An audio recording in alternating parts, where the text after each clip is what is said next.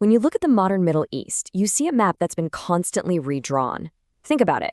American interventions in Libya and Iraq, the devastating war in Syria.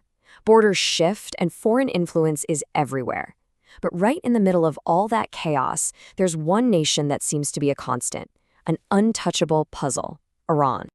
I mean, for 600 years, while massive empires rose and fell all around it, we're talking the Romans, the Arabs, the British, Iran's borders have stayed almost exactly the same. It's beaten back one invader after another. So what's the deal? What is Iran's secret sauce that makes it so incredibly resilient?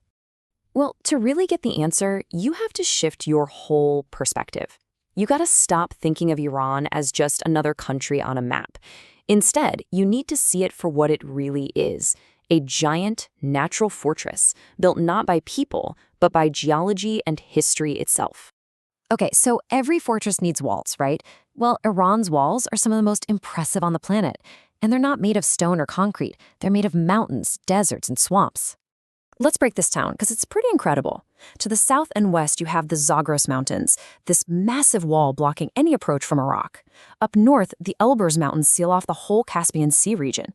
And where you don't have mountains, you've got these impassable marshlands that act like a giant natural moat. And hey, even if an army somehow managed to punch through all of that, they'd immediately find themselves staring down two of the most brutal deserts in the world, right in the heart of the country. You know, this kind of geographic defense isn't totally unique. Just look at Afghanistan. They call it the graveyard of empires for a reason. Its super rugged, mountainous terrain has stopped modern superpowers dead in their tracks, time and time again. Iran is basically using that same playbook, just on a much, much bigger scale. But a great fortress needs more than just walls. It needs a choke point, a gate it can control, opening and closing it whenever it wants. For Iran, that strategic gate is the Strait of Hormuz. To understand why this is such a big deal, let's just run through some quick numbers. Every single day, a whopping 20%, 1/5, of the entire world's oil supply sails right through this tiny waterway. And it's not just oil. Take a country like Qatar, a huge player in global energy. An insane 90% of their natural gas exports absolutely depend on getting through the Strait of Hormuz safely. Let me put that in perspective for you. About 5% of the entire $120 trillion global economy is directly tied to this one little strait. That's a $6 trillion weak spot. So by controlling the northern coast of Hormuz, Iran basically has its hand on a giant lever connected to the world's economy.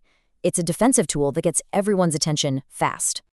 All right, so we've covered the walls and the gate. Now let's talk about the garrison, the people inside. Because a fortress is nothing without its defenders. And Iran's population is both its most complicated feature and one of its most powerful defenses. This is a really fascinating paradox. Internally, Iran is a mosaic of all these different ethnic groups. You've got Persians, Azeris, Kurds, Arabs, and more. And yeah, that diversity can sometimes lead to serious political friction, even protests. But what history shows us again and again is that the moment an outside threat shows up on the doorstep, those internal squabbles tend to just melt away.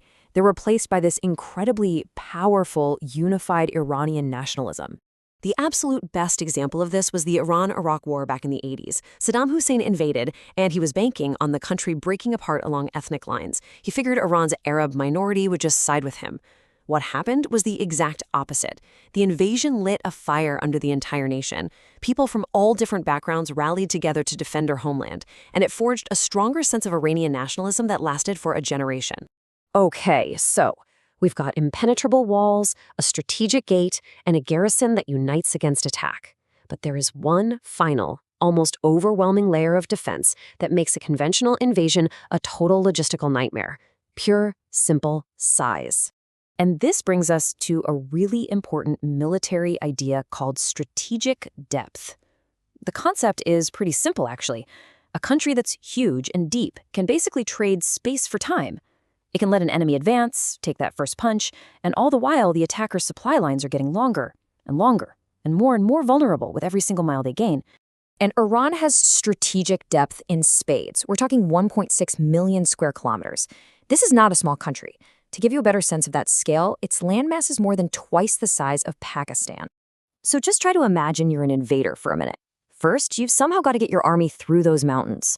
Then, as you start pushing deeper into the country, your supply lines for fuel, for food, for ammo are stretching for hundreds, maybe thousands of kilometers behind you. You're getting bogged down by the harsh terrain, and by the time you finally reach major cities like Tehran, which are way, way inland, your forces are completely exhausted and totally vulnerable. The country itself literally becomes a weapon against you. So we've pretty clearly established that Iran is a natural fortress. It's defended by geography, by strategic leverage, by a unified population, and by its sheer size. But this is where the whole story takes a really interesting turn.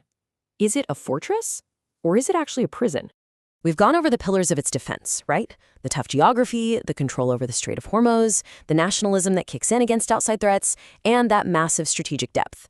Put these four things together, and it makes Iran almost impossible to conquer with a conventional military. But, and this is the critical takeaway, those exact same mountains that keep invaders out also make it incredibly difficult for Iran to project its own military power outward. Trying to move a huge army across the Zagros Mountains into Iraq is just as hard for Iran as it is for an enemy coming the other way. This geographic cage is one of the main reasons why Iran, historically, has chosen to project its power indirectly, using its network of proxy forces all across the Middle East. And that leaves us with one final big question to think about. The very things that make Iran this unconquerable fortress, its mountains, its deserts, its fundamental nature, are also the very walls that box it in. So is it possible that a nation's greatest strength can also be its greatest limitation?